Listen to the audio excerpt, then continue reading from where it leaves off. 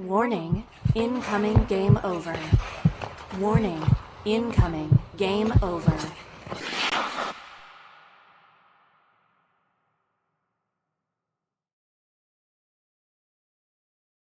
Hello, folks. I hope you can hear me. If you can't, I'm not sure that this game was a lot to talk about, but stick around. Don't. Awful start. Stick around, guys. This is going to be a great one. So, hi, I'm Kay, as per always, and I am, I'll talk about that part later, but I am feeling feelings about this game. Let's just say it that way. I was going to bring up the ghoulie thing. Let's talk about this a little bit later into the show when I am a little when we're far enough into the show that I can get into that stuff. So I'd like to introduce you guys to my guest. This is Stephen. Um, I will let him talk and unmute him. Are you unmuted? I think you are. I think so, yeah. Hi, I'm Steven. Yes. I guess I should, yeah, I wrote at Anaheim Calling. I wrote at the Hockey Writers? Yeah, the one that isn't fancy. Yeah. Anyways, and then I do a Ducks podcast that we used to be a post game podcast, and then we all got lazy and we switched to a weekly podcast. And we hadn't done one in like a month, and then we did one a couple days ago. So yeah, the Forever Mighty podcast, and it's Yes. great. I'll be linking everything in the description. Um, yeah, so that game. Guys, sorry, just keep it. The chat knows me real well. Breaking game over Montreal host K. Mom mentions Kane Gooley in the first minute of the stream. Let's fucking go, baby. Um, Look, I respect it. I was worried after the fight that I was going to be held responsible for Ryan Strom's actions, and I would just like to say, everybody, I'm very sorry. I know he wasn't supposed to do that. I'm just glad it wasn't Suzuki, or I wouldn't have been allowed onto the stream. yeah, suddenly, there'd be just a last minute change in guests. I wouldn't. Oh, guys, like my guest couldn't make it. I'm so sorry. Yeah, so as much as I don't think there's a lot to talk about from that game, let's talk the game. I personally felt like that was a game of two teams who did not deserve to win. I think it was a game of two teams who, at the end of the day, it's always the games that you really would not want going to shootout that end up just lasting over, like just going as long as possible. They knew it was a late night game and they were like, here's some more. Um, so how are you feeling about the game itself? It sucked. It sucked so bad. It was so uninteresting. It was such a boring game. Like, there are a couple of flashes, here and there. They're like, technically there were multiple goals. There was a fight, but it's just like, on paper it looks better than the game was itself. I thought, that wasn't a game that anybody deserved to win. That wasn't a game anybody deserved 2 points in. I think you can see areas in which the Habs are a little bit farther along right now than the Ducks are. But I don't think anybody looked particularly great. I don't, Hmm. to me it just looked like two. I'm not trying to necessarily get into this on your guys' end, but it looked like two kind of poorly coached teams Yeah, playing bad hockey, and it was just like, oh, okay, yeah, fine. yeah, I you had damn me saying that, like it's amazing that it's two teams that can't put more than two passes together. And yeah. it's like, yeah, it's 100% what it was, but neither team was playing incredible defense. Like, there were good defensive efforts and plays here and there. Hmm. Um, but again, nobody looked great. Everybody was like fine. And it's like, Yeah. okay. Yeah, there were no real standout performances that I can speak of, I think. But I would like to let you know that, oh, Avery disappeared from the chat. But I'll let you know if that message comes through again. There is a great message for you. Um, Oh and boy. just getting distracted as per always, but I do want to wish, and I'm sorry to wish this on your boy, but Mason McTavish, you will start coughing in 2 hours. And it is not your fault because you did not do anything to cause that hurt ouch on Jake Evans, but I will blame you for it anyways, because somebody has to pay. So that's just sorry to say that, but I just need to get that out there. Um, so this game, one thing I wanted kind of an outside opinion on was How did you feel about that line, the second line? Because there's been a lot of conversation in this fan base. Line A's been back for 4 games. Docs had a rough start to the season, I'd say. And Slot's been up and down. I think his season has been categorized in a way that I don't think is fair. I think people have been kind of um, pushing, I don't know, like pushing him into a boat of him struggling more than he was. But he definitely hasn't been as good as he needs to be. I can admit that.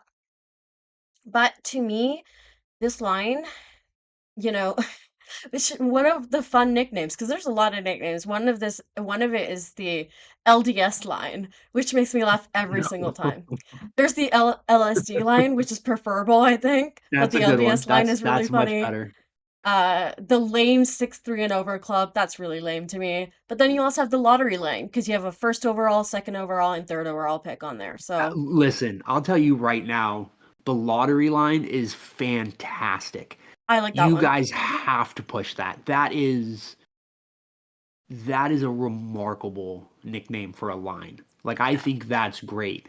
And like, you know, in terms of like nominative determinism or how fitting it is, right? There's something to be said of like that line on the ice. Like I think it is kind of a lottery. It is a little bit of a dice roll. I thought Yes. to me that line looked like exactly what it was, which is 2 reclamation projects and a guy who hasn't played 200 games yet. Mm-hmm. I really like Patrick Laine. So, like, let me Yeah. put like my personal cards on the table here. Sure. I Sure. love Kirby Dach. When he was drafted by Chicago, I love that pick. I preferred him over Cousins. Thank God Mm. Cousins sucks, because otherwise I would look like a fool. Yeah. I like Kirby Dach on paper. I liked the trade. I thought in a vacuum, the trade for Montreal when you guys made it was a good trade. hmm Um, because I think you guys traded Romanov away and then used that pick to get Kirby Dach. I believe so. I believe that's kind of how it ended up working. And There was a pick involved that ended up being Frank. It's Nazar or Nazar, I don't know, oh, but the Frank Nazar, yeah, yeah, Chicago, yeah. yeah, Chicago's pick. But I think it was, Yeah. yeah, Yeah, but Nazar rocks. But I he like the trade does. on paper, but like he clearly is still finding himself. He clearly hasn't put it all together. I think if you're a Habs fan, maybe you're a little nervous that like St. Louis would be the guy that you would hope would help him find his footing, right? And Mhm. then like again, not to get too far into this as far as like I don't know where your fan base is at, but like maybe the guy who comes in after Martin St. Louis like puts the finishing touches on Martin St. Louis, kind of rebuilding him into this low stakes, solid second line center. Yeah, And it's there. I think it's there. He didn't look like that tonight, yeah, but yeah. like, it's hard to say that that's entirely his fault when like the help he's getting is Slafkovsky and Laine. And Yeah. again, I like all three of those players independently. I think hmm playing them all together, it makes a lot of sense. I understand the Yeah. value of it. It puts out a very physically imposing line, right? Which is especially funny considering you've got Cole and Nick on the other line. Like, that's Yeah. very, very funny.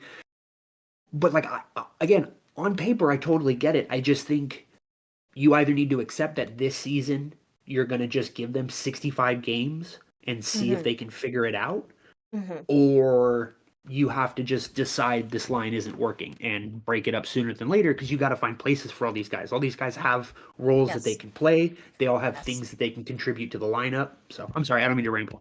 No, no, Um, absolutely. Love to hear your thoughts on that because from the inside, we're like obviously completely, so in the middle of things that it's a little hard to see the big picture. Because here's the thing.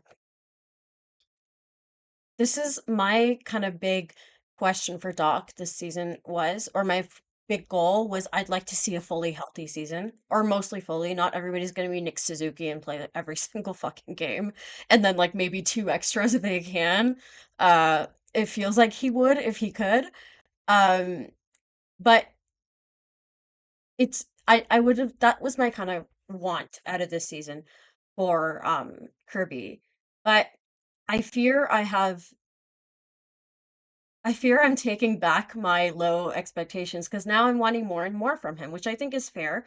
Um, I don't want to really get into the conversation of is Nick Suzuki at 1C and whatever, et cetera, et cetera.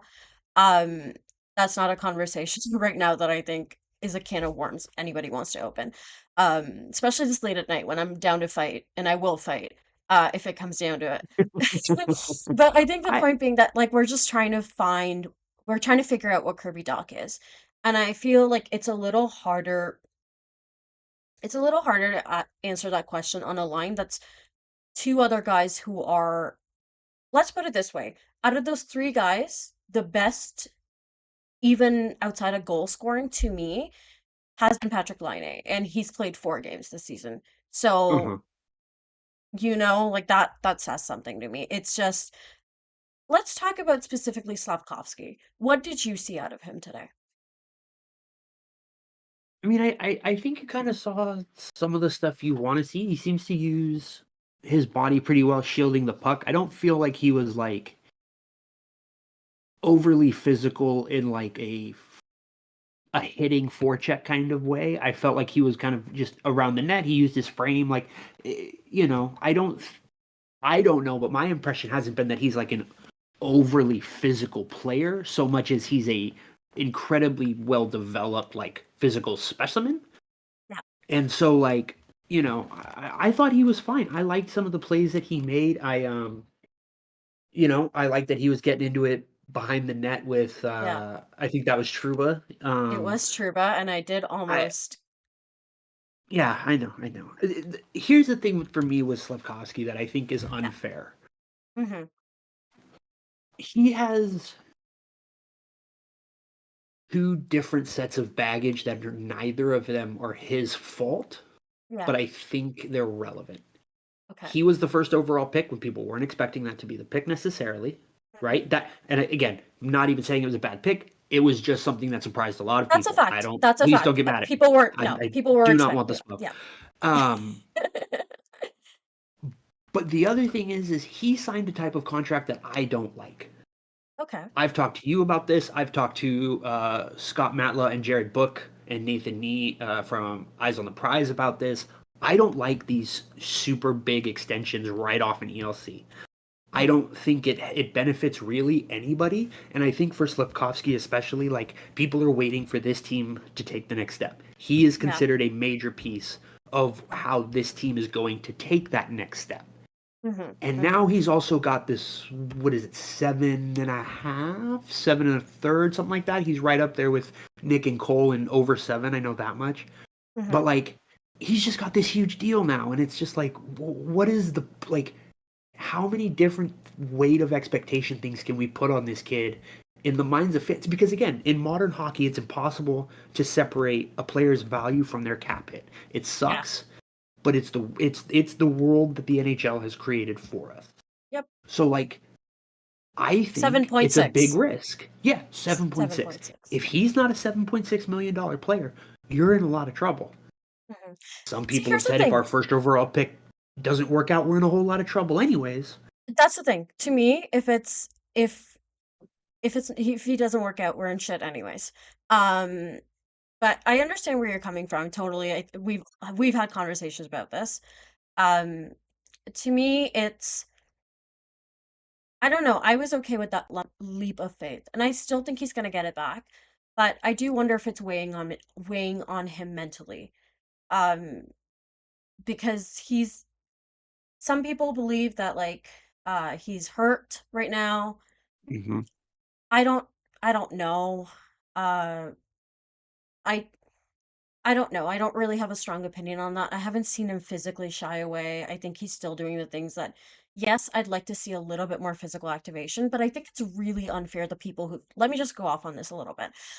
People have been saying that Slav is soft, and I don't think that's a fair assessment of his game. I think that Slav is a big boy who is still learning. I think there's a little bit of, his size is one of his assets. And I think when he's where we need him to be at the end of the day, hopefully when the Habs are in their window, he will know what to do with it a little bit better. But right now, you see the inconsistency. But we do see him use his body. We do see him get into it. We do see him confidently stepping up in that way. So to me, it's a bit of an unfair criticism, and I think it's a little bit of a lazy criticism. You see this all the time with people where they will go with the lowest hanging fruit when they can't figure out what's wrong with a player. Um, and it just bothers me every single time. So let me let me just say that because I don't think it's a fair criticism of him. I want to ask this question. Is it a criticism of his physicality or is it a criticism of like his level of violence? Because like there are a lot of times because like this is like a personal pet peeve of mine is that I feel like in hockey we could have a lot better conversations if we stopped getting words wrong. Yeah. There are Okay. certain, you know what I mean? And like physicality and grit are things that I am like again, I am the product of a Brian Burke Stanley Cup. That Yeah. is the type of hockey that I want. I want very ugly, gross, physical hockey. I love it. Yeah. He's a caveman, guys. I love it so much. I really, really do. It's the best. And I'm all for wanting players to be physical. And I'm also all for players wanting to be violent. Mhm. But you need to say you want a player to be violent when you say he doesn't hit, right? He doesn't engage physically. Well, what does that mean? Because there's a lot of times guys can throw reverse checks. Guys can use their size around the net. Guys can do lots of different things to be physical and use their frame without being violent. And Mhm. again, I am all in favor of the violence. Let me be clear, but they're Yeah. two separate things. And so Yeah. I wonder, like for the Slafkovsky stuff, do people feel that he's not using his body to benefit like in a skill or play style, or do people just want him to go punch more people in the face because the team's bad and they're frustrated? Which again, my team just traded for Jacob Trouba and I'm ecstatic. I get it. I'm not judging anybody. I am not judging anybody. No, I think that's a really fair kind of question to ask. I'd love to ask the chat, kind of let me know what you guys think. To me, I don't know. That's actually a question I'd like to think about. Thanks for giving me something to think about tonight because the Habs sure didn't. We were watching a game that didn't involve a lot of thinking for us or the guys on ice. Um, but yeah, I think that's a great question because I don't know. I find that so to me, to kind of go off on a tangent about this, Arber Xhekaj has been playing a lot better this season. To me, he's been a much more effective player. He's taking less penalties when he's not getting reputation calls, that is, but that's just a product of the player he is and the decisions he Mhm. made before, right? That is what it is. Um, he's not taking legitimate penalties as often. He's not going for hits when he could be making better plays. I think he's making much better decisions. But I know that there are people who would rather he be doing the whole physical punishing thing.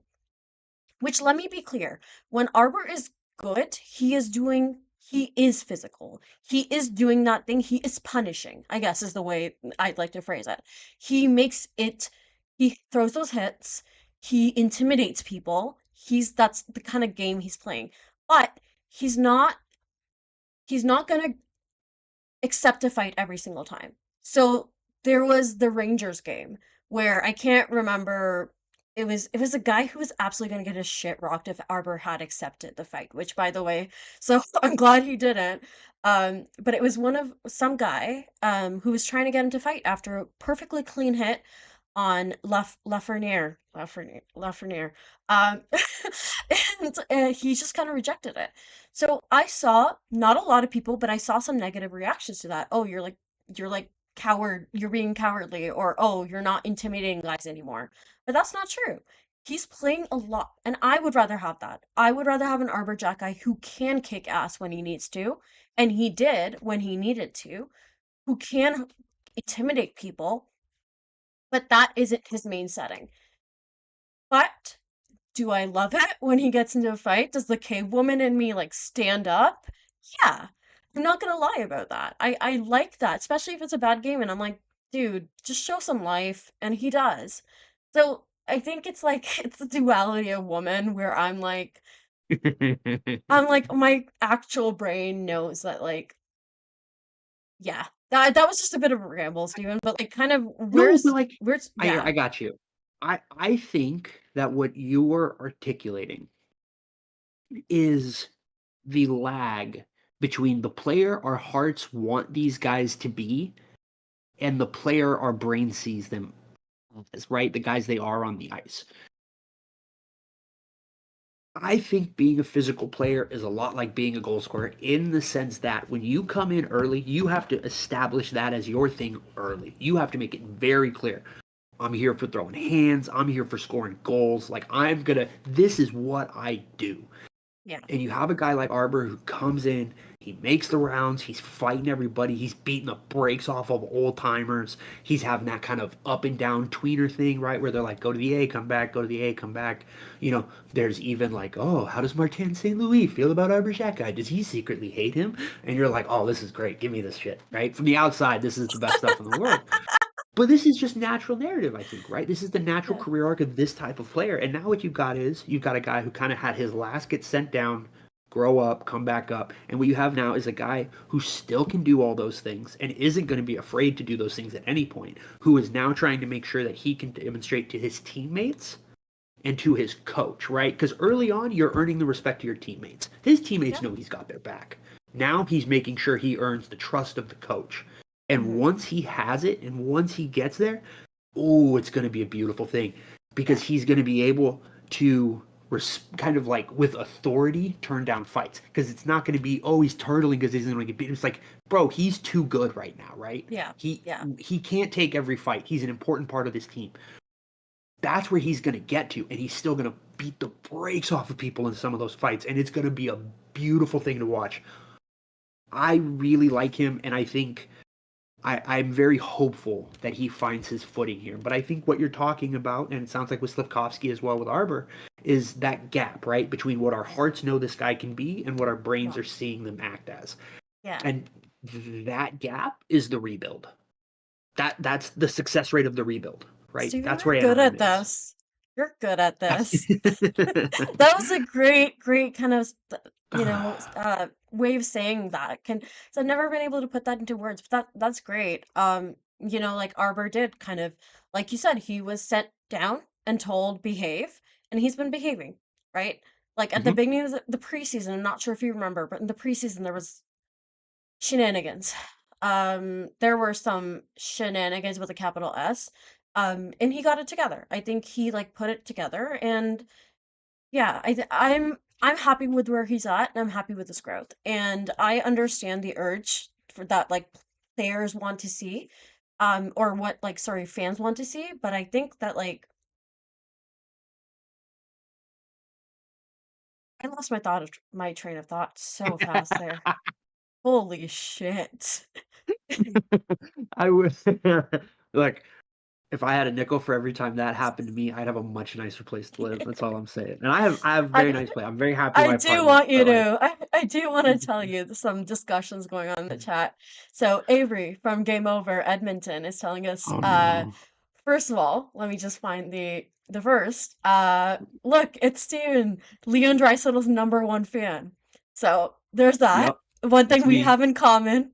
One thing that Yeah, Steven and I I have love in him, man. common. I love him. Shout out But to the again other, the Habs community owned Scott Matla calls him Gucci Mike Hoffman. That's what he is, man. I hate that guy. Screw no, him forever. Get him out of here. I you're can't deal brave with enough Leon you're Draisaitl. brave enough to say the things that that neither of I us want can't. to That say. dude's a fraud. Get him out of here. Okay, but the I next love you, one Avery. is I have more respect for you than anybody, but get that dude out of here. Steven threw himself into the walls at his home to celebrate Truba as a Duck. And then Andrew replies, he came home from work, saw the house number at the front door, and felt the impulse to push the numbers through the exterior wall. So they're having fun. They're having fun about you. But we also have people saying you're a great guest. So you win some, you lose some, I guess. Oh, I'll take it, man. I love Avery to death, man. He can say whatever he wants about me. That's fine. Yeah, I'm seeing a lot of people that I love and adore, and I'm grateful to have in the chat. Thank you so much. Um, Marco's here, Bernardo's here, Remily, MFM, all those, everybody. If I didn't say your name, just pretend I did, because I don't want anybody to feel left out, and I feel bad about that. Um, but okay, one more thing. Josh Anderson? Question mark. How did you feel about him tonight? Wait, say that again? I'm so sorry. I Josh, dazed off. love that. Josh Anderson? Question mark. He's fine. Like, This he's fine. is Like, we are so as a fan base really happy with him right now. This is where we're at with him. Um, no finish whatsoever. Um, but he's engaged. He's fast.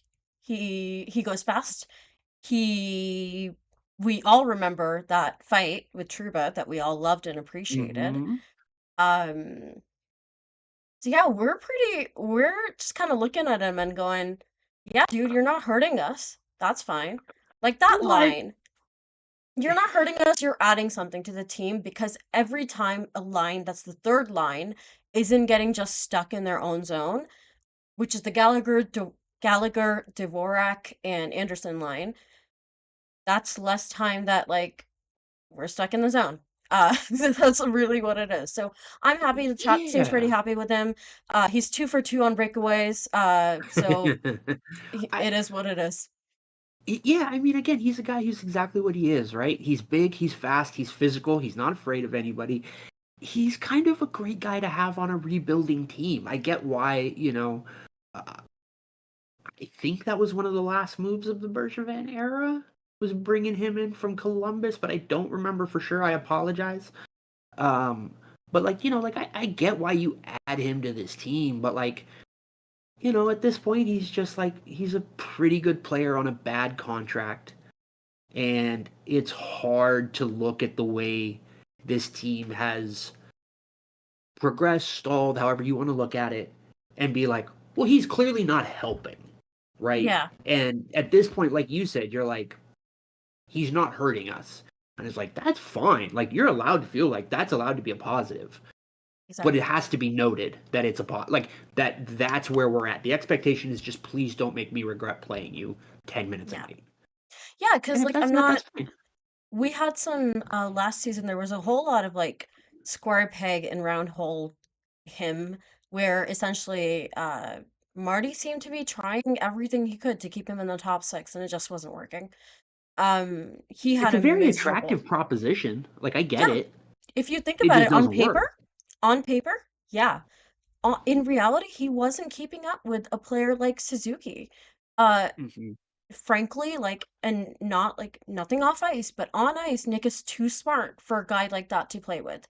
Um, which is Nick is as fast as Anderson, so like he does his role in the bottom six.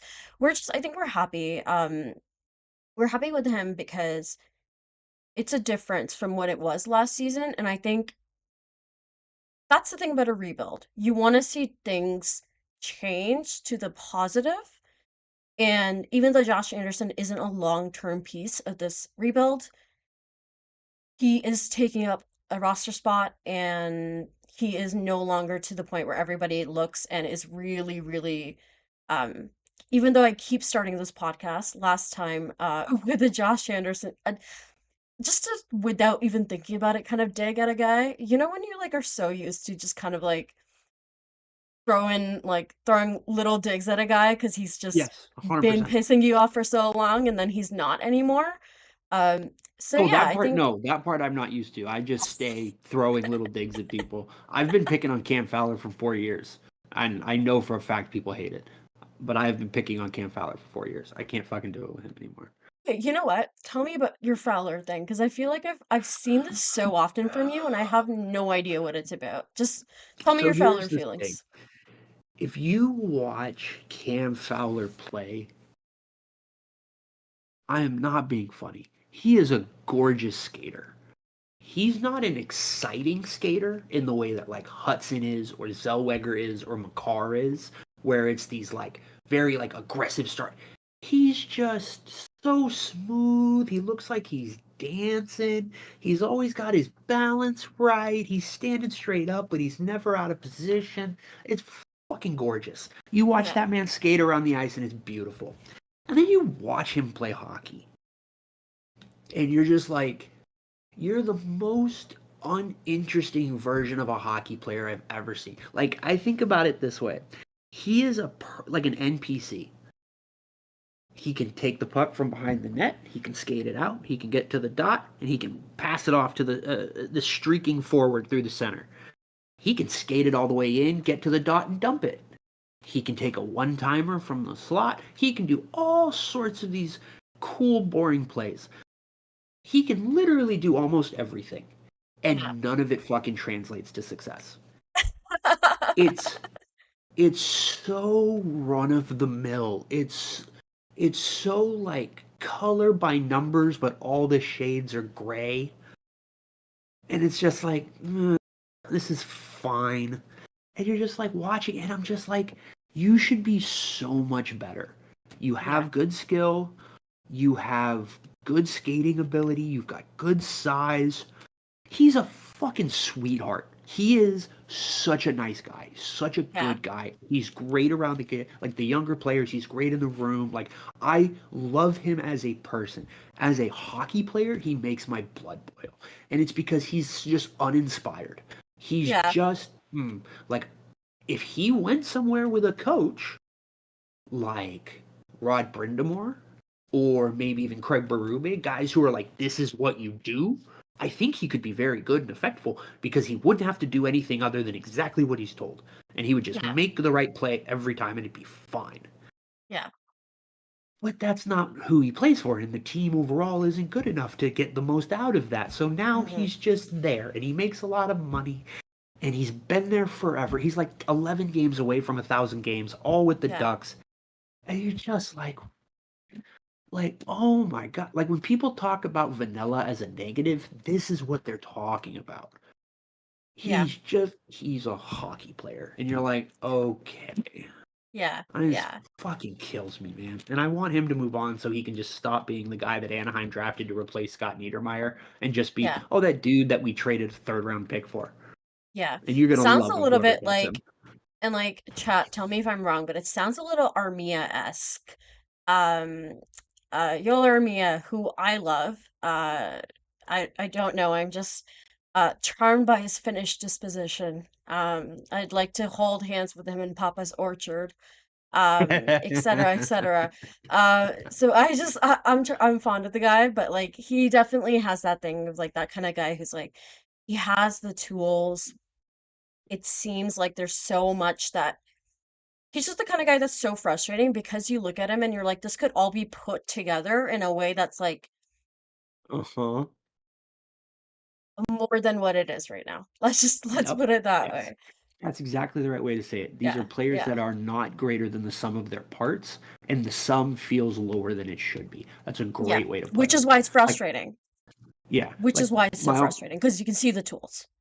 right. See, my uncle always made me laugh because we would talk about Tim Jackman, who I don't know if you remember was an enforcer, Hmm. and we would like watch him, and he's my uncle's like, you can see that he knows what to do. He's just not good enough to do it. And Yeah. that's a very different thing. And that's why we fucking love fourth liners. It's because we fall Hmm. in love with these guys who clearly aren't quite good enough to do the things they want to do, but they are out there going for it. And we love them for it. This is the opposite. This is the guy's like, oh, you should be this. Like, I get why you were drafted to be this. You're Hmm. just not. And there's not really a good reason why. Yeah. Yeah, I'm just checking where Armia was drafted. I would say that like again, this is one of those moments where, like you said, that you think he'd do better in a different environment under a different kind of coach. I think in a Mm-hmm. weird way, Armia's kind of been similar in and the different environment slash different coach has been Marty.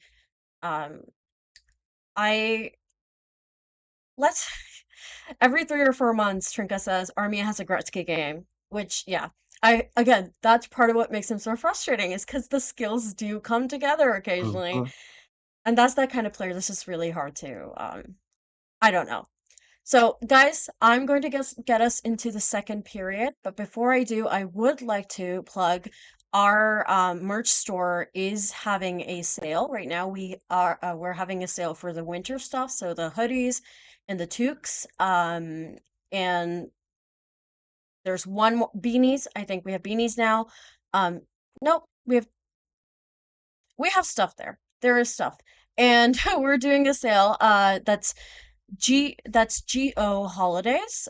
So that's it's 15% off, and I'm excited for my hoodie to come in. I have the skater, the goalie line, the live and die by the goalie.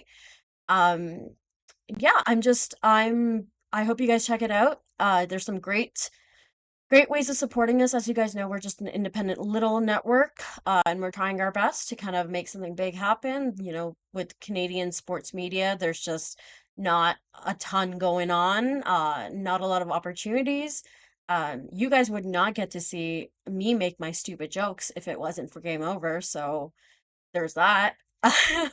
So yeah, support us if you can. We'd really appreciate it. Anybody who's watching right now, please give the video a like and be sure to subscribe. And I I, I love you.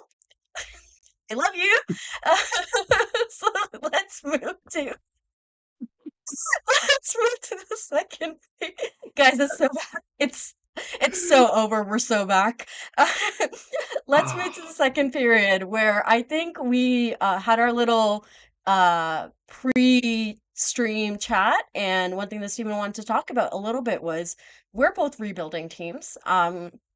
And let's talk about it. Stephen, can you start talking? I would love to. There's nothing I like to do more in this world, much to the chagrin of most everyone who knows me. I'm a bit of a yapper.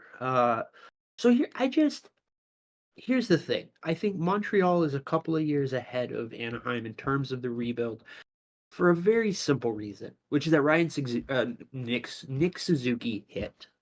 Mm-hmm. He hit, man. Again, there are conversations that could be had about where you fit. They feel that he fits on in the tier of centers and first line centers and all this stuff. Top two, baby. I'm sorry? Better than McDavid. Better than McDavid. I mean, obviously, but I thought we were talking about things that are hard to achieve. For everybody who doesn't know, I hate Edmonton. I truly hate Edmonton. And I don't know why. It comes out of absolutely nowhere, and Avery deserves better. Sorry. Nick Suzuki is really good. I was enjoying watching him tonight. I get what you guys love. He's very clever. Like, he doesn't lack, like, he lacks for size, but he doesn't lack for size. Like, you know what I mean? Like, he's really kind of like fucking, what is it? The fight in the size of the fight in the dog kind of a thing. He's great. He's real clever. He plays real well. I have Cole Caulfield as my preseason Rocket Richard candidate. If you don't believe me, you can listen to our preview on Forever Mighty. I swear to God, I said it out loud. This is why I love that. This is why I love you. Like I'm here to win the hearts and minds of the people. I like where Montreal is at. Mm-hmm. It's just so clear what Montreal doesn't have right now, which is a second center. Mm-hmm. And it feels very frustrating from an outside point of view, because I don't see anybody internally who should be that. Which is, I think, why they traded for Dach, right? Like, they didn't have anybody, and they were like, let's see what's up with Dach. And they bring him in. Yeah. And it's like, worth a shot, an interesting conversation.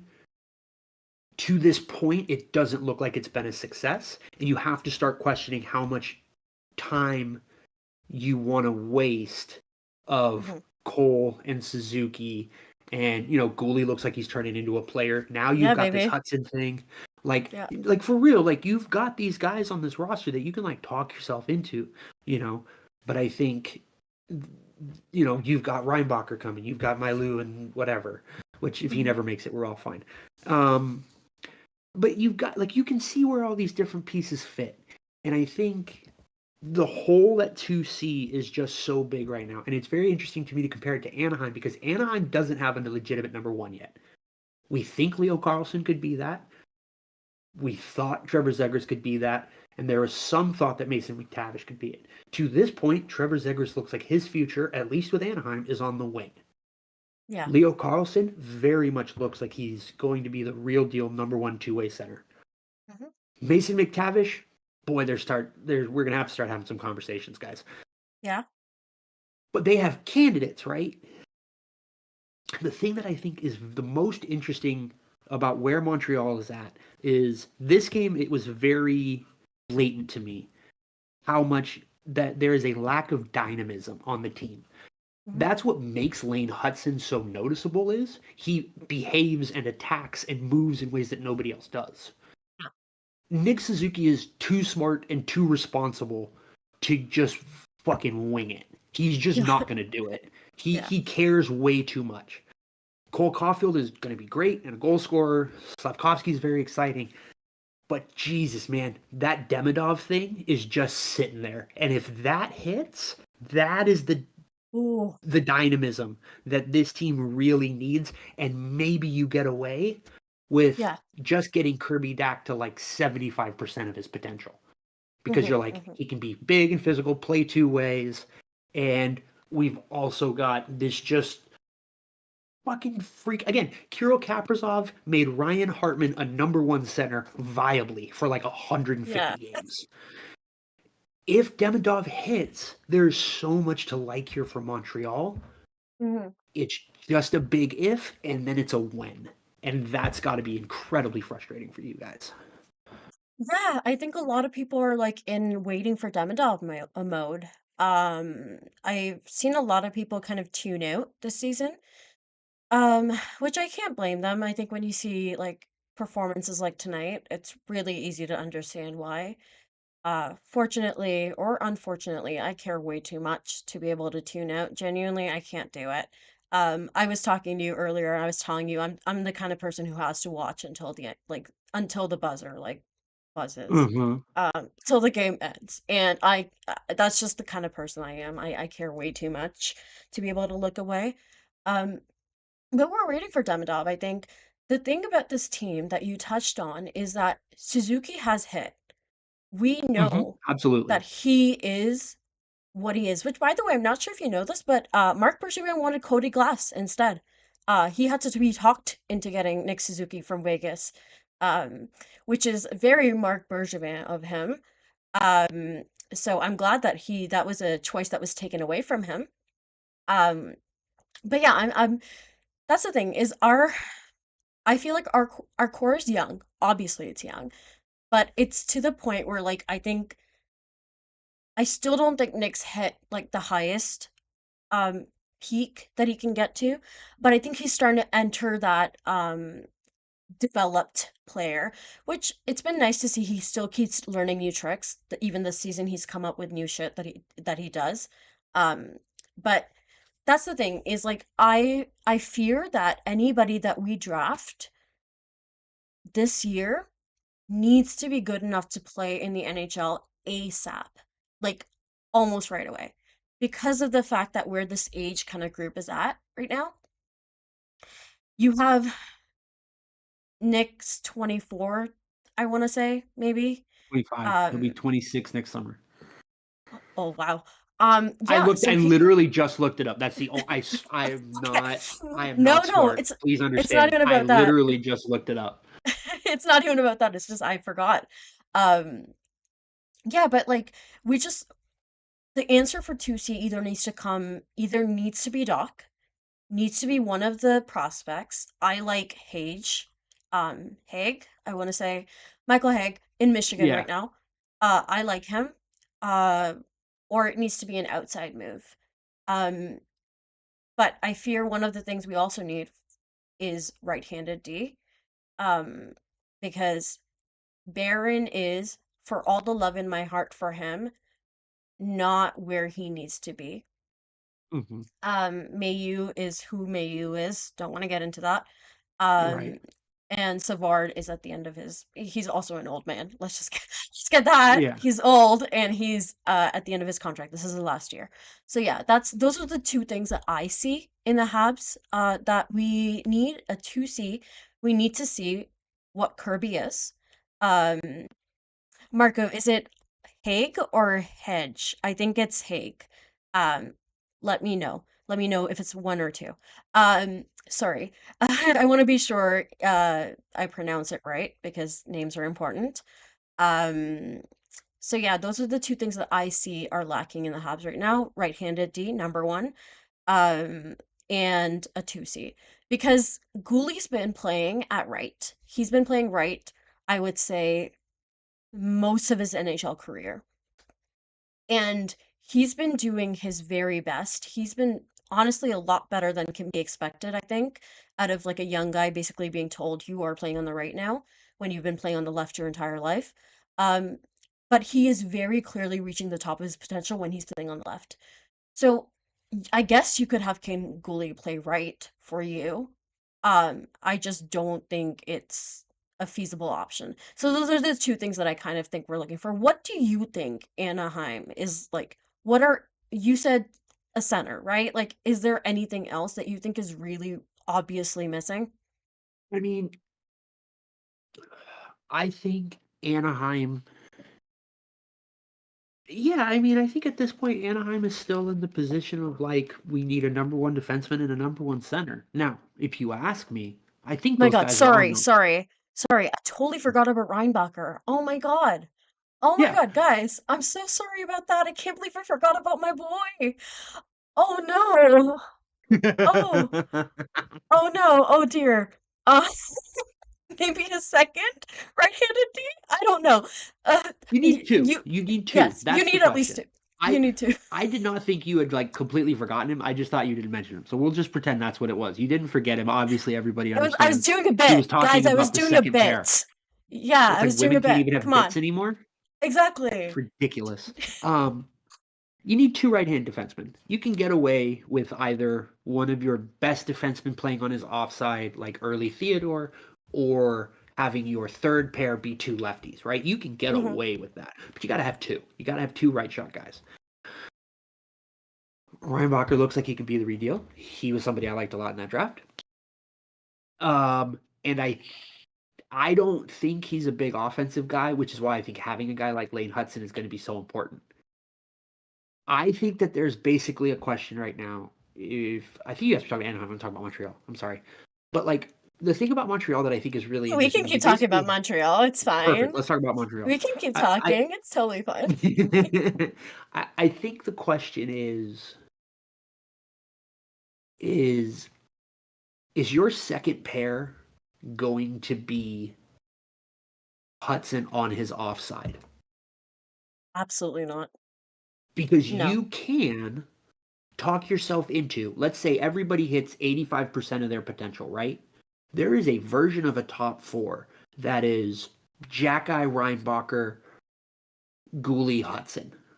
Mm, Reinbacher is a bit more of a rangy two-way guy. He can jump into the play and create offense, but your primary blue liner creating offense is going to be Hudson. Then you pair both of those with one of Gooley and Xhekaj, and you're going to be a little bit more physical. You're going to be a little bit more stay at home. You're going to allow these guys to be creative. And then we know we've got Nick on the ice. We've basically got a third defenseman anyways, and the scheme we like is yada yada yada.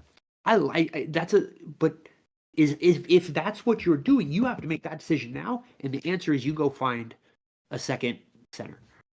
hmm The thing you didn't talk about that I think is actually the number one question for Montreal is Martin St. Louis your head coach? I Can think he that's a be your question head for coach for later. 5 more years? I I I mean, I guess to me, I think it's a question you should answer sooner than later because even Yeah. if you keep him, if you know the answer is no, even if you keep him, you're not over analyzing or over investing in any of the returns under him. You're like, we believe in these players. We like what he's teaching them. We think what he's instilling in them is good, and we can ride this year out because he's going to try to keep these guys motivated, playing attacking hockey, whatever. Hmm. But then you got to build up the roster because if Yeah. he is the guy, this roster's underperforming, and if he isn't the guy, what version of this roster are you looking to get? hmm hmm And I think Anaheim is in a similar place. Yeah. Yeah, I actually want to talk Cronin with you a little bit. But I kind of want to touch on I don't think Jack Guy is a top four guy. Um, I don't think in an ideal world he's a top four guy. Sure. He's been playing his best hockey on the third. Um, to me, I guess that's Hudson definitely belongs there. Gooley for sure. Um, and Hudson, Gooley, Reinbacher. It's just a question of number four. Who's the fourth? Um, Right. I'm sure there's someone in our pipeline. Genuinely, I think that's the. So here's the thing too, is one of the reasons why I don't want Hudson playing on his offside is that if it's let's say a Hudson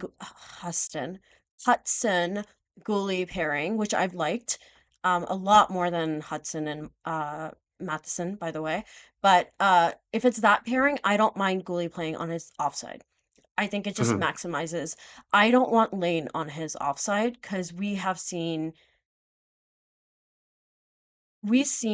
Gooley fall prey to hits that he shouldn't have, if he was more used to where he should be. Uh, that was Sure. that like that is something that uh Mark says a lot, and that I think I finally understand now that I've seen him on his left a little bit. I'm seeing him so much more aware. I'm seeing him be able to dodge hits, to hit, because that was Gooley's thing in junior. He was the kind of guy that like punished you if you came on his side. Uh-huh. He was a big hitter. Elite Prospects has it's like a video that's titled something like King Gooley is like a violent player or something like that. You know what I mean? Um, so that's a complete side note. I have managed to get my Goulet quota in several times, guys, so I hope you're proud of me. Jeffer says in the chat, Mayu is legit. Okay, let's just talk strictly hockey. My understanding is that he is not where he needs to be defensively. And if you don't, you need a guy who can play in his own end. And whatever happens, whatever my other feelings are about Mayu, whatever it is, um, he's not ready right now. And I'm not sure when he will be ready. I don't watch as much of the AHL as honestly, I don't really have the time. As a lot of people on Blue Sky found out today, I also watch a lot of the Fs, so I genuinely just don't have the time. Um, but whatever it is, it's just question marks there. Um, People were so mad at Baron today. Guys, that was Doc. That was all Doc. The first goal, that was all Doc. I'm sorry to say. I know I have a reputation here. I know I'm building a reputation here as a Doc hater, which I'm not at all. But that was not Baron. So, anyways, my Bernardo chimes in with Hayne Lutzen. Hayne Lutzen over there, which yeah, true. Um, there are some, yeah, there's some stuff. I'm Oh my God. I'm so sorry. Guys, I'm so sorry. I'm just so tired today. I did not sleep very well last night. But my point being, there's some stuff in our prospects for defense that isn't as concerning to me um as the center position is, like you said. I'm seeing people saying that they really think that like Carlson is a bona fide 1C. That was my opinion from the outside, like from what I've heard anyways. How are you feeling about that? And I'd like to hear Yeah, McTavish thoughts too, because I've only heard good things. I love Leo. I think he's great. I think he's smart. He's responsible. I think, it feels like every game he's getting better at being bigger. Anaheim is developing a bit of a habit of drafting guys who have major growth spurts. Leo went from like 5'10" to like 6'1" in one summer. Seneca went from like 5'10" to 6'3" in like 12, 16 months, something like that. Mhm. Leo's great. The question is going to be, what is Leo's offensive upside, right? Like, I was very vocally pro Adam Fantilli Mhm. because what the again, right? Because it's prospects, so it's all starry-eyed fantasies about these are Yeah. all actual Hall of Famers. Nobody just know, you just don't know it yet. And my favorite Magic team's gonna get the beans. best one. Yeah. Yeah. And it was, do you want Nathan McKinnon or Sasha Barkov? Mhm. Boy, those are two great players to pick from. But let me fucking tell you, Nathan McKinnon is a real thing. Like, Mhm. by the way, okay, As a Habs fan, I know you don't get a lot of access to West Coast hockey. Nathan McKinnon plays for Colorado Avalanche. He's a center. Oh, really? He's a really good player. You would Good love to him. know. I You think think you so? would really like him. I do. I think you'd be a fan of his game, especially his leadership style. What the fuck? So I was very excited about Fantilli, but I think Leo's great, and I think the idea of having a dominant two-way guy is very exciting. He skates better than Getzlaf did. He's obviously not quite as overpowering offensively, but he's still really young. He's barely 20 right now. The sky is the limit, and I think the sky is the limit for Minchikov too. I genuinely think that the number one center and the number one defenseman of the future for this team are on the roster right now. Yeah. And I have not felt that way in a very long time. And it is such a nice feeling. And now it's all about building the house on the foundation. Because, again, we've got Dostal. I love him. He's great. He looks like a legitimate top 15 starter in the league. Number one defenseman, number one center. We've got players who fit pretty much every role and physicality and all this kind of stuff, right? We've got big burly defensemen who hit really hard, and we've got really exciting dynamic puck movers and all these kinds of things. And we've got shooters and all, we have all the little pieces. It's just we're at the point now we have to figure out which of our magic beans grows. Mm-hmm. And I'm really excited about the future. And I need you guys to know I love you all very much in the short time we've been together, Habs fans. You need to fucking leave Trevor Zegras alone. Yeah. That is my sweet, beautiful boy, and I love him. I will shoot Crumble We're on the same in public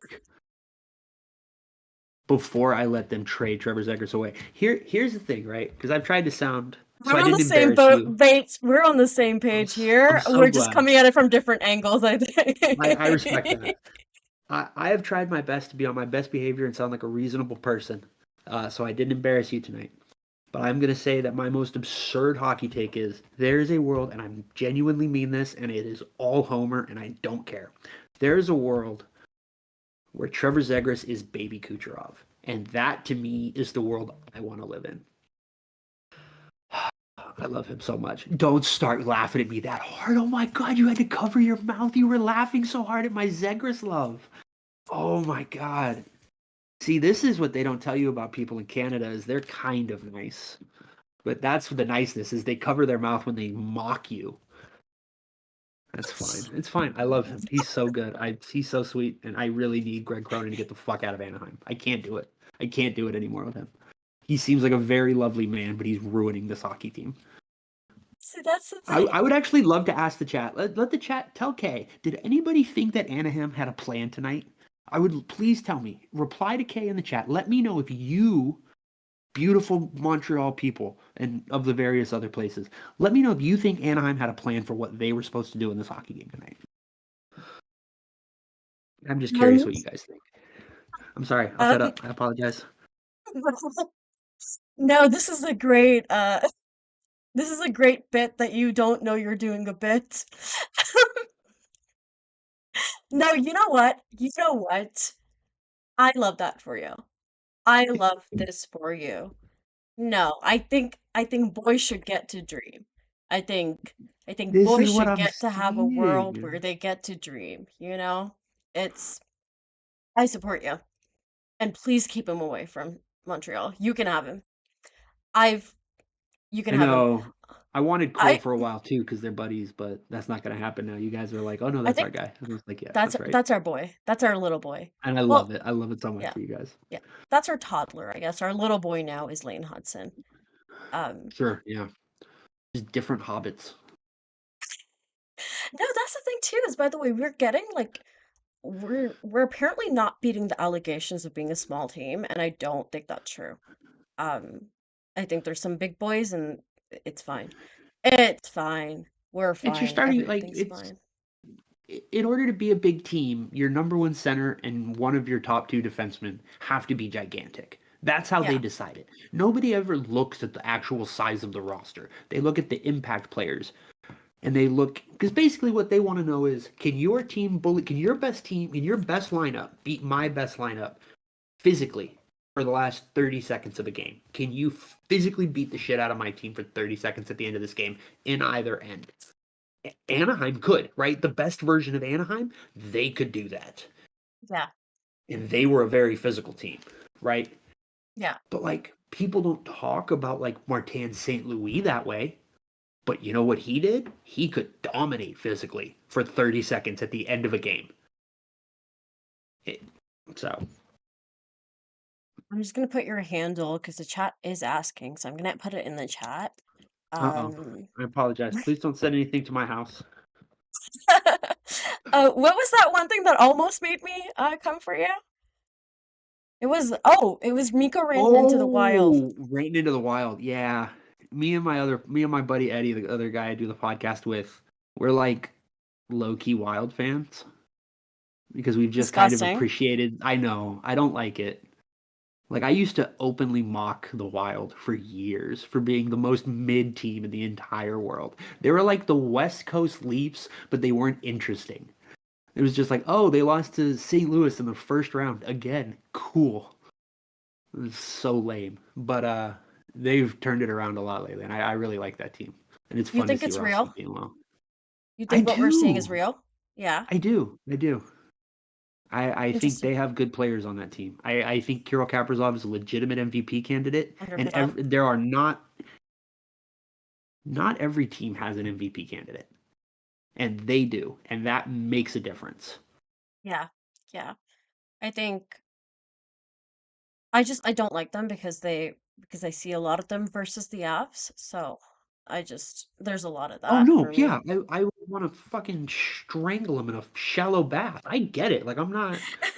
But I have strong feelings about Edmonton, which is stupid. No, oh my God. What was I gonna say? I was just gonna tell you yes, the Habs have like an insane losing record against the Wild, eh? We're so bad. Um, by the way, uh, someone said that the plan was to have Gudas get a hat trick tonight, which, guys, I don't think it was working. I think it was Troy Terry who's Literally. closer to the hat trick. Oh my God, Troy Terry, every single time I see him, he annoys me so bad because Why? he seems to play so good against the teams I He's a love. good player. I Okay, do have him in fantasy though. he's such a good player. I like him so much. He is cursed by just being a couple years older than everybody else. Yeah. And the goal is, and again, don't reach through the screen and hit me when I say this. It is the best example of this concept, but it's the idea. The idea is hopefully by the time this team is really fully built, he is our Eric Johnson, Gabriel Landeskog. Oh, you've been here a little bit longer than everybody else, and so this is Mhm. very meaningful for you. And we finally brought in players who are actually good to help you. Like Yeah. that's kind of what we're hoping for with him. But it's also really hard to watch someone that good and be like, man, I sure hope they get there. Otherwise, you're Yeah. just a fucking dude. Like, and you just Otherwise, hung out in yeah. Anaheim for too long. And so, like, Yeah. he's someone that I trade in my head a lot. And it is not Yeah. because I don't like him. It is because I like him a great deal and I want good things for him. And he Yeah. doesn't have any trade protection this season. So I can send him to, like, Winnipeg for no real reason. I hope you don't, because he does really well against the teams that I cheer for, and uh Yeah. the Well, Avs he's do from keep Colorado, too. That's the problem. He's from Denver, which is, Mm, so he always shows out at home. he does. Um for me it was I'm really excited for the Ducks. I genuinely am. Sorry, complete 180, but we still mourn Philip Deneau in our fan base, and he's a Uh-huh. LA King, so I'm pretty sure you would take him out back and strangle him if you could. So that's Yeah, fine. but, like, I get We it, miss man. I him. get why you like that guy. That was a We miss frustrating him. guy to lose. I'll tell you what, I gotta be honest. I thought you guys made the right decision. I'm not gonna lie to you. Really? I did not think he would be as good as he's been in LA. I really saw that contract and I was like, oh, Rob Blake just set $5.5 million a year on fire. And then he was like, oh no, actually, I'm like really good. And he's Rob an Blake was like, underrated "Thank guy. fucking God." He's slowing down a little Very. bit because like age and all that stuff. But boy, yeah, he's the kind of guy you'd really like to have next to Nick Suzuki right now. That's Just what kind I of was. being over That's there. the thing. That's the I feel thing it. I is get you. I get you. I'm not mad I about it. I feel totally like get it. I feel like with Dano, you would never have bottomed out the way that you did for the Slav draft. Uh huh. Fun little set of words, Slap by the way, draft. Slav draft. Um, Slap draft. but yeah, that would have been. They missed him, and I think Nick in particular. Because there was one time, dude, where Nick was on the PK. He's in the power play. He's playing five versus five. He was the most trusted guy. Yeah. Now Jake Evans also is up there with who I really hope he's okay. I'd be really sad about that. I was really scared when Gooley was fighting too, to be honest. This team just scares me that they will fall apart at any moment. I don't want them to die. What in your Uh, guys' recent history would make that a concern? Is that a thing for is that a Montreal fans? Because sarcastic like, question? Is that what? a I'm sorry. sarcastic No, question? I would personally never speak in sarcasm. That would be rude. No, no, genuinely. I'm like, I thought this was well known. No, Man, I'm saying like you guys have had guys like fall apart on you. Like just like a too strong like gust of wind takes down that's someone. yeah. Well, that's the problem, right? That like you have with Nick Suzuki is it's like you said, like there was a point where like Nick Suzuki, because like I remember like following you and you were like, oh look, it's one of those nights where Nick Suzuki also is gonna have to collect the popcorn after the game. You know what I mean? Like it's that kind of thing. Like, oh, if Nick Suzuki doesn't, wash the jerseys, they're gonna be dirty tomorrow. Like that kind of a thing. Yeah. And I do think the problem, right, with Dak in a sense is like you don't have someone who you can either say go create offense or go play really good defense. Mhm. That's the benefit of a second guy who's not a superstar, right? Because you don't need a second superstar. Like you absolutely should have one. They're great. But you don't need one. What you need is somebody else who can do another thing at a high level and can take some of that responsibility off. If Nick Suzuki is going out there and being like, we're the first line, we're going to take the best matchup, and we're going to win,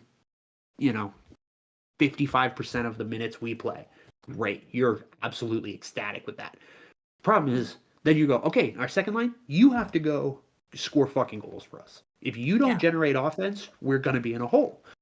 Mhm. Or you can do it the other way, which is Nick Suzuki, number one, we're going to try to get you matchups. We're going to let you create offense. You're going to be out there scoring, 400 goals in 6 games kind of stuff. All right, Mhm. second line person, I really need you to shut this other dude down because we need Nick to be able to create offense. Yeah. There's no help. It's just, Mhm. hey, brother, if you could go ahead and win all your minutes 3-0, that would be huge and we would appreciate it. KK, love ya. And you're just like, yeah, okay. That's not fair to that poor kid. Yeah, yeah. We definitely had some moments where like I said, Jake Evans, 7th round pick, was playing the second most minutes on that team. This is back when Doc was injured, so thankfully it wasn't then. Um, but you know how like guys, how players definitely, coaches definitely have their guys. I think Mm-hmm. Nick's like Nick's made to be that kind of guy. I think that's one of the 100%. good things about him. He is the kind of guy who a coach would throw in at any moment for any reason. There's Sorry nothing you guys, I'm can't just ask him to gonna do. I'm just gonna really quick. I'm seeing some great questions in the chat. If you want to throw in some more questions, be sure to do that. I'm gonna move over to overtime pretty soon because we are running later than I thought we would. Because we are Right. both yappers. Both of us are yappers, and I'm sure we could go forever, but we do uh have lives.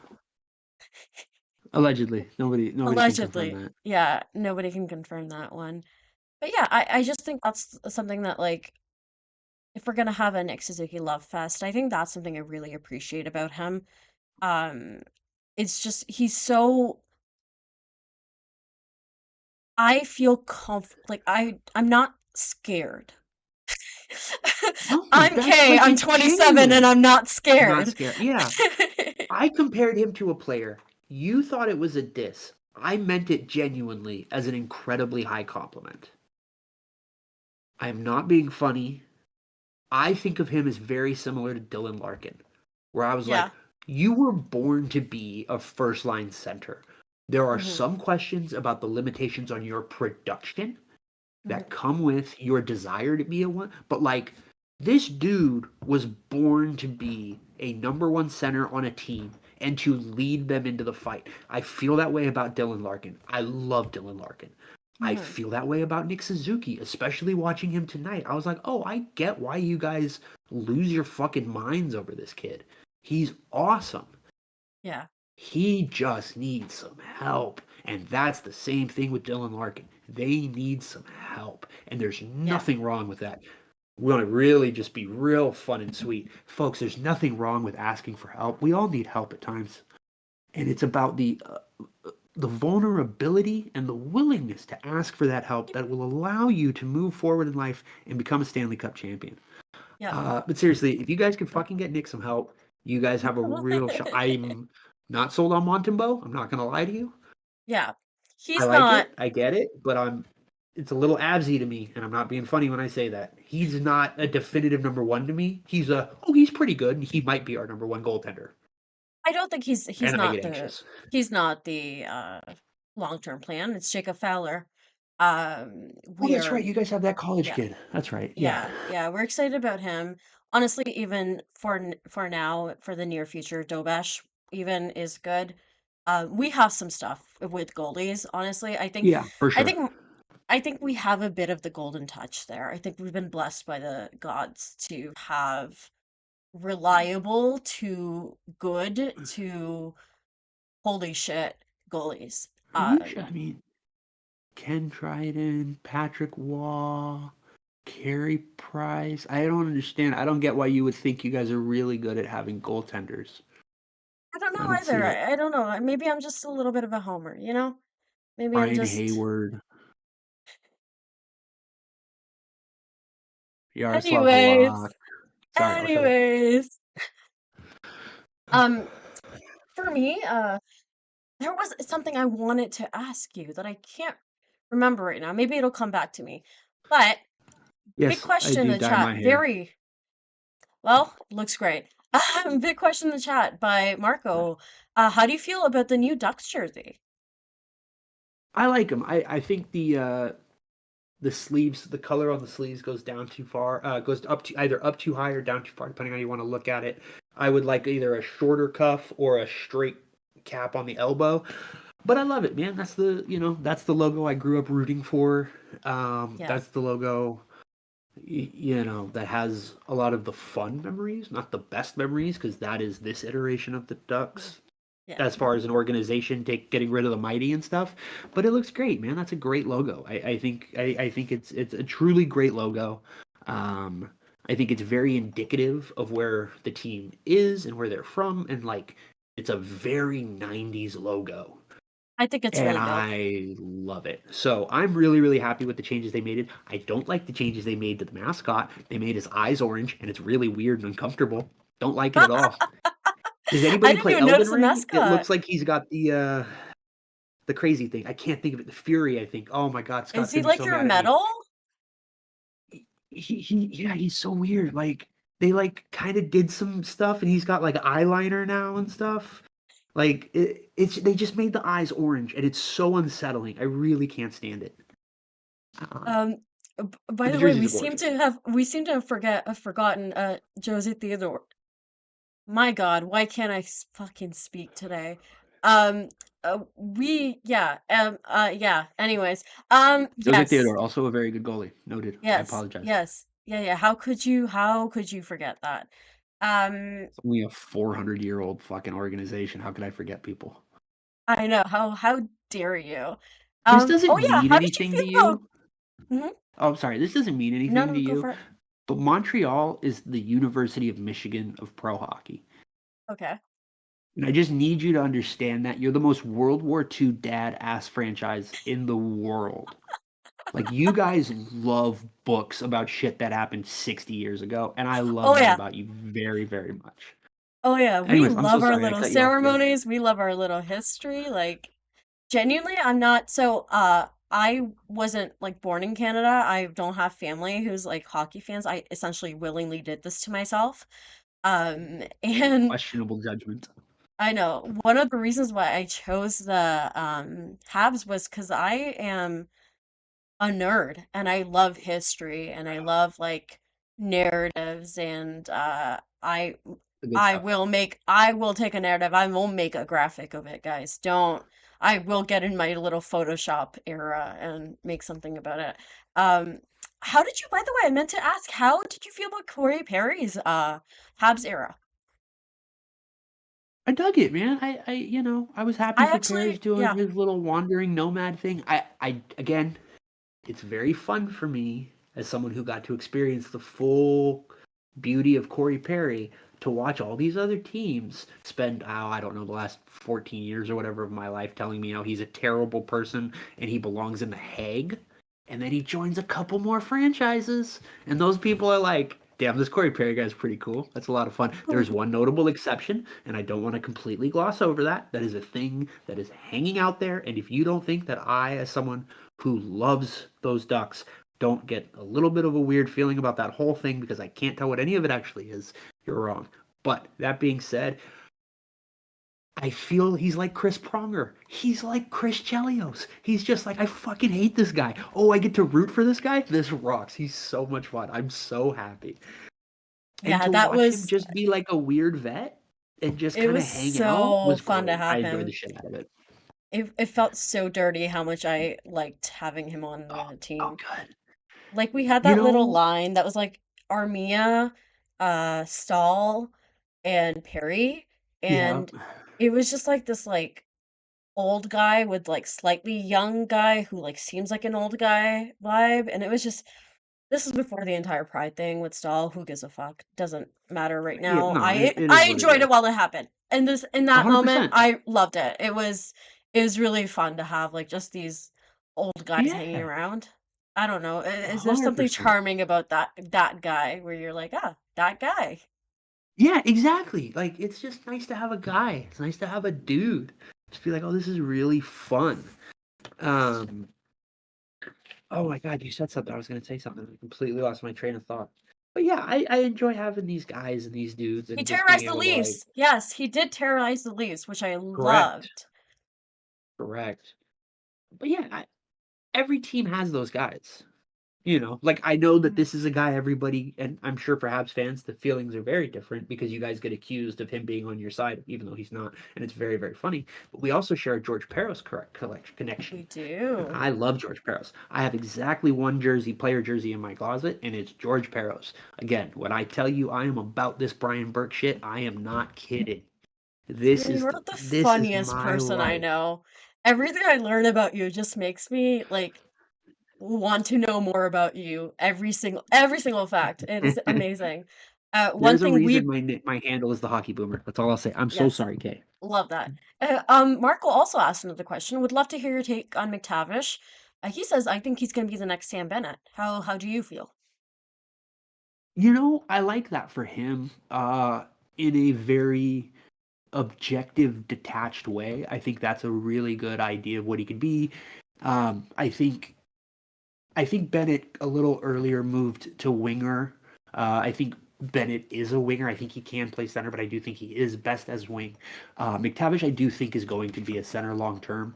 But Yeah. again, detached and objectively, I think that's a good career for him. I think anybody could be Sam Bennett, make a lot of money, win a Stanley Cup. That's great. He's exactly that type of player. I think that's great. As a Ducks fan and the team that drafted him third overall, it makes me want to cry. Do you like Yeah. you get what I'm saying, right? Because like Yeah. if Yeah. that's what he becomes, somebody else really has to hit. And maybe that's Seneca, and maybe that's Zegras, and I'm here for both of those guys. Love them to death. You heard my ridiculousness about Z, but it's just that's a small bummer for me because of what he could be as a very mean and kind of angry two-way second line center. I like him a lot, but he's not looked great so far this season. There were some matches between him and Hudson where I was like, oh, I feel like McTavish could crush him like a bug. I really hope he Yes, doesn't. And he's got that mean streak in him. I like that Yeah. about him. He has a mean streak. He keeps in great fucking shape. There was a picture from earlier this year of him without his shirt on, and I was like, "Oh, I thought you were like kind of a pudgy kid, just like a bigger kid." And he's like, "Nah, man, that kid is like mean and lean, like he's in a Marvel movie." Um, but there's a lot to like with the player mentally, Mhm. emotionally. I don't care as much as other people do about penalties. I think it's a little overblown. But I want it for him. I like him. I like him a lot, but he's having a very hard year, and I don't, Yeah. like tonight would have been a great night for him to step up, and I don't feel that he did. Fair. Fair. No Carlson, no Zegras. What are you gonna do? And he didn't do Yeah. much. Yeah, there seemed like there was space for him to kind of Mhm. take the reins and kind of miss that opportunity. I know so I don't know the particular two-parter. So somebody asked that what do you think about Cronin? I have a vague idea where this where this is gonna go, but I don't know what this is about. Someone asked, Bernardo asked, can you explain the Greg Cronin story time thing? What's is that? Do you know what that's about? So I believe what this person is referring to is the Ilya Labushkin interview with the hockey writers, where he basically talked about how like they would like warm up and then they would Yeah. go sit in meetings for an hour Ooh. and completely lose it. And then after that hour-long meeting of like very intense study and system focus and real like teaching shit, then they have to go back out. So they're not warm anymore. They're fucking like, and it's just a whole thing. And Ilya Labushkin, I think completely highlighted how I feel about Greg Cronin. He seems like a really great guy. I like his perspective. I have a lot of respect for his hockey philosophy and his approach. Mhm. Um, I need him to fucking go. Yeah. I I don't think it's working, and there are What do you certain think the problem is? decisions. Like about his philosophy? Is he not gelling with the players? I don't What's up? think he's gelling with the players, and I think so. This is my suspicion. It feels like it's an implementation issue. He was instrumental in the creation of the United States National Development Team Program, USNTDP. I think I said that right. He was I never remember. instrumental in the creation of that, Yeah. and about what it can look like and how they can build it. And I think that's what he's really good at. I think his Hmm. big picture thinking of building hockey curriculum, right? Trying to create a system that manufactures good hockey players. Yeah. I think that big picture thinking from him is very effective. I think his ability to differentiate his philosophy from his coaching tactics is an Yeah. issue. I have no problem with Trevor Zegras playing the wing. I think he, as a wing, can be a very disruptive force. Early on in his career, I felt like he had a very quick stick on the forecheck, and I like having creative players get the puck first when the defense doesn't have time to plan. I think it's very Yeah. exciting. So I don't mind playing him at the wing. But Greg Cronin has been up his ass with a stick Yeah. about making sure he is playing 200-foot hockey and Hmm. being super responsible. And if you're going to do that, I think Trevor, who has put in the effort, and it is very clear that he is very conscious of playing a smart, responsible 200-foot game, you Yeah. have to reward him by playing him at center, which he has Yeah. openly said he prefers. Hmm. And if you're not going to play him at center, take the reins off and let him go be this exciting. Again, coach him on responsibility, on limiting the risk when he's taking these chances. But you can't take the creativity. That smile shit, like a couple weeks ago, I think it was a little overblown, but there is something there, which is why it was overblown and not made up. Yeah. He does seem to be playing without a little bit of that joy that makes him special. And that joy and that creativity is what makes him a special player. And if you're going to take that away from him, I think you're doing literally everyone involved, from the league to the fans, to you as the head coach, to him as the player, to the Yeah. organization, a disservice because you're Yeah. making him boring. I think because my kind of knowledge of Cronin comes from the Eagles, the Colorado Eagles. Um, and the way you're talking about the 200-foot game, bye MFM, good night. The 200-foot game that you're talking about is what Bednar wanted a lot out of his players. So, Mhm. McKinnon, pretty clearly not a defensive minded guy. when they won the cup that year, he was actually really focused on defense, which is why his offensive numbers don't look great. Um, but when you're a special player, people put up with that shit, you know? Like when you're Yeah. Nathan McKinnon, nobody really cares if you aren't great at defense. Um, but I think the way that like Bednar always wanted his guys to play was that same way. And Uh-huh. Cronin was tasked with teaching the guys at the AHL that. He was told because they wanted similar systems implemented, he was told that that's what they need. And I just wonder if like that's a really simplification, like that's a real simplification of the kind of thing in my opinion of whatever's going on, but I think that might be kind of one thing. It's just like I'm not sure he knows what he's working with. Does that make sense? Like I'm Yeah, I not sure do. he knows I to think get the that makes best out of what sense. he's working with. Yeah, I just, it makes perfect sense, when you're his time with the Avs organization. Because what you want is you're like, all right, we're going to draft late, so these are kids we're going to have to teach. Hmm. And we're going to need to mold these kids into hockey players. And the entire time we're doing that, we're probably going to be contending. So when a guy gets hurt and someone gets called up, we need them to know the system. And we need to Yes. know their responsibility because they're going to play 8 to 12 minutes at night. And I need them to know what they do. I can't fucking slow down and teach them. That's a great guy to have as your AHL head coach for that. Because he's like, we're going to drill these things. We're going to learn. You're going to get up there. You're going to walk into the lineup. You're going to know exactly what you need to do. Mhm. This is about building something from the ground up, but with players who already exist, right? That's Yeah. why I think the NTDP thing works so well is Yeah. he is creating these players out of nothing. Yeah. He's got guys with definitive skill sets, and he's trying to change those skill sets to fit what he wants in a way that doesn't make sense. Yeah. I don't Yeah. mind buy-in. I don't mind structure and all that stuff. It's important. But your system needs to adapt to the players just as much as the players need to adapt to the system. Yeah. And I think that's where he's struggling is how to get these guys to be the best versions of themselves in a way that he's comfortable with. Mm-hmm. Mm-hmm. Yeah, that's a totally fair assessment. We're gonna go soon, but you think he makes it through the year? No, no. I said No, before, I you think don't he's think gone he? by the deadline. No, no chance. You think so? Yeah. Where do you think the Ducks I- are like at that point before they let him go? Like what are you Oh, expecting to happen that would really just put the nail in the coffin? he's got like a 6 game road trip through the East and into Canada, and I think that'll be it. I think Oh, brother. that'll really bury him. Because again, it's a long road trip, so historically that's been when guys got fired. Um, when they get fired in season, I'm pretty sure that was true of Carlisle both times. Was in Yeah. the middle of a West Coast road trip. But yeah, I just think if the year goes this way, it's going to be another 25, 30 games of watching this team not take meaningful steps on any level as a team or as individual players. Yeah. And I think the players are only going to get more frustrated. Yeah. Do you think like it's a locker room thing too? The guys are Look, buying I don't out? think you fucking trade for Jake Trouba in 2024 if it's not a locker room thing. Fair. Very, That guy very was fair. brought in to change the room, which is Mm-hmm. why I like the trade. Mm-hmm. I think they've got some guys they've got to move out who they owe moving on from, Fowler and Gibson. I think those guys have earned the right to go somewhere else. I Yeah, think they need to Gibson, get those eh? guys out the door. Um, Yeah. don't. I'm so mad at you.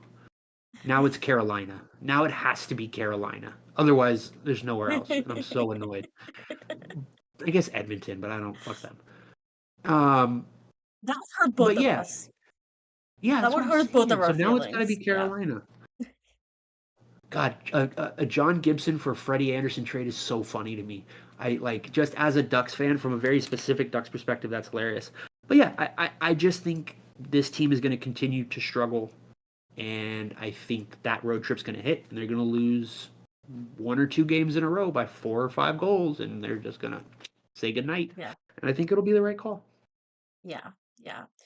Well, I hope like it's genuinely great, like both pipeline and like a young team. It's always I think it's to the point now where I'm starting to see who the Habs like if everything goes according to plan, et cetera, who the Habs will be like fighting it out with. And Uh huh. I would love for it to be the Ducks. only if we can yell at each other on whatever social media platform we're at that point. Yeah, We'll like we'll go we'll go real we'll go sicko mode. We'll really yell at each other a lot. Okay? that's what we're talking Promise? about. Let's Pinky go. promise? Promise. Pinky Only pinky okay. promises. Yeah, so I hope they're able to figure it out. Genuinely, I see a lot of potential there. Although I felt bad for Trevor Zegras when I saw that thing when I from last week or whatever it was. I was like, Oh, what you is mean this you as a human feeling? being felt empathy for another individual experiencing unnecessary pain? The growth. The growth. So You know what proud a of you, hater I kid. am. You know what a I hater I respect am. that. That is one of the bases of our friendship is that you're a proper hater, and I appreciate it. I hate like it's a competitive sport. Bernardo That's in the right. chat is saying, how will you feel when Gibson goes to Edmonton and wins the cup? I'm not even giving him time to answer that because he won't. He won't do that. It will be the Colorado Avalanche, and you guys suck for suggesting anything else. I love God, our Avery viewers, would by be the way. so happy. I love you guys so much, by the way. Love my viewers. And I'm sorry I said you guys sucked. Um okay, one last time. Do you want to let them know where they can find you and perhaps things related to you? Yeah, so I am on Bluesky at thehockeyboomer.bluesky.social. I think that's right. Yep. If you're on Twitter, I sometimes pop over to a type Anaheim calling underscore or ANACALLING underscore FHF. It is the second iteration of Anaheim calling, which I tried to get off the ground. Did not work, but the Twitter account is still active, and the homie Chad runs it most of the time, and he is delightful. Absolutely love that kid.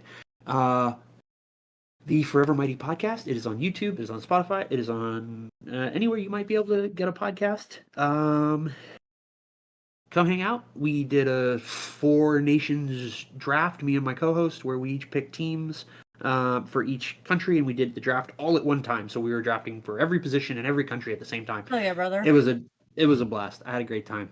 Other than that, yeah, not much, unfortunately, right now. But yeah, find me on Blue Sky, man. I'm trying to be more social in a positive way as opposed to the classic combative internet bullshit that I have a tendency to get into.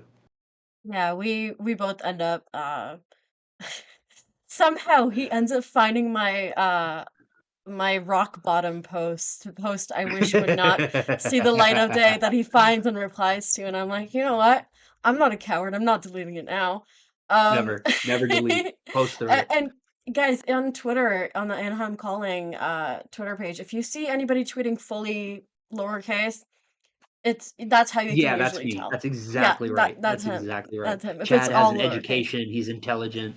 He knows punctuation and You capitalization, don't and I have am time. You're busy. yeah, that's it. That's exactly 100%. That's why I post so much is because I'm so busy. All right, guys. I'm gonna con him into coming to our next Ducks matchup also. I don't know a lot of Ducks fans, and also Steven Rocks. That's not the secondary bit. The first bit is you rock. Second of all, I don't know many Duck fans. 3, you rock, which is why I'll be inviting you back. I am so tired, guys. Okay, you can find me on Blue Sky at Line Composition. I will not be spelling it. It will be in the chat. And I'm on Twitter at K_IMW. And yeah, I will see you. I don't know who's going to be on for the next show, but certainly someone will show up. We're not going to leave you hanging. So yeah, good night. And I hope everybody, it is 12:15. I hope everybody sleeps well. And if they are me, then I hope they